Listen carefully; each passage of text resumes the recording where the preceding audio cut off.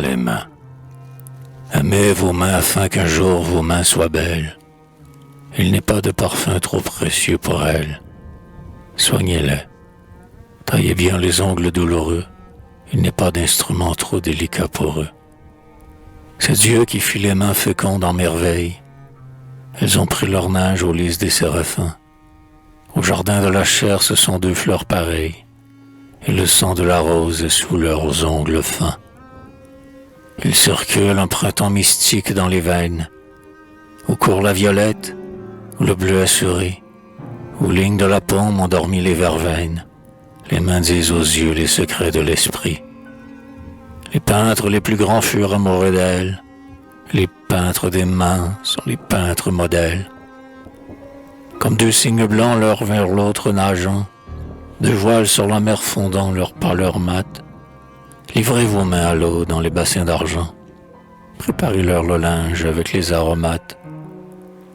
Les mains sont l'homme, ainsi que les ailes l'oiseau. Les mains chez les méchants sont des terres arides.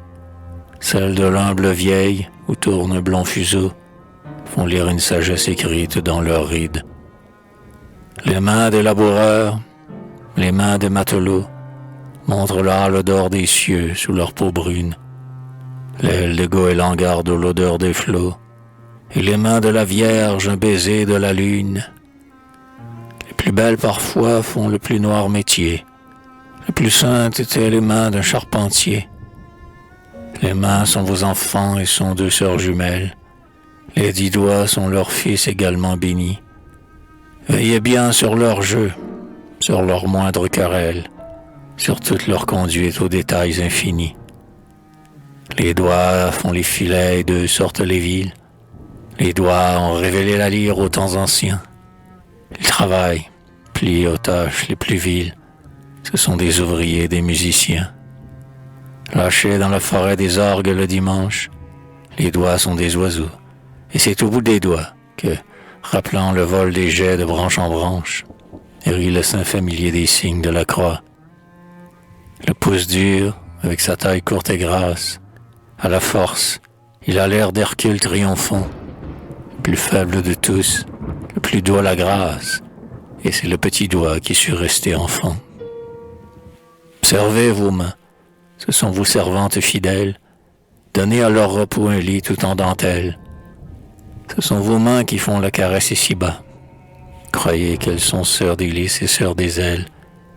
Ne les méprisez pas, ne les négligez pas, et laissez-les fleurir comme des asphodèles. Portez à Dieu le doux trésor de vos parfums. Le soir, la prière éclose sur les lèvres. Ô mains, et joignez-vous pour les pauvres défunts, pour que Dieu dans les mains rafraîchisse nos fièvres, pour que le mois des fruits vous charge de ses dons. Mains, ouvrez-vous toujours sur un nid de pardon. Et vous dites, ô vous qui, détestant les armes, mirez votre tristesse au fleuve de nos larmes, vieillard dont les cheveux vont tout blancs vers le jour, jeune homme aux yeux divins où se lève l'amour, douce femme mêlant ta rêverie aux anges, le cœur gonflé parfois au fond des soirs étranges, sans songer qu'en vos mains fleurit la volonté.